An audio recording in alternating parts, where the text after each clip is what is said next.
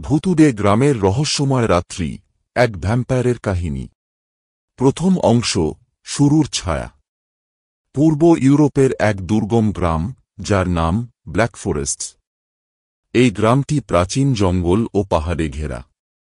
সেখানে মানুষের জীবনধারা ছিল সহজ ও সরল, কিন্তু সেই গ্রামের নারীদের মধ্যে এক আতঙ্কের ছায়া নেমে আসে শীতের প্রথম রাতে। একদিন গ্রামের সবচেয়ে সুন্দরী মেয়ে মারিয়া রাতের অন্ধকারে হারিয়ে যায়। পরের দিন তাকে খুঁজে পাওয়া যায় তার ঘরের বিছানায়, মৃত। তার গলায় দুটি ছোট দাঁতের চিহ্ন ছিল। তার শরীর থেকে রক্ত শুষে নেওয়া হয়েছিল। গ্রামের মানুষ ভয়ে কাঁপতে থাকে। কিন্তু এটা শুধু শুরু ছিল। পরের রাতে আরেকজন মেয়ে অদৃশ্য হয়ে যায়। তার লাশও পাওয়া যায় ঠিক মারিয়ার মতো অবস্থায়। গ্রামের পুরোহিত বলেন, এটা ভ্যাম্পায়ারের কাজ। সে একা থাকা নারীদের রক্ত পান করে।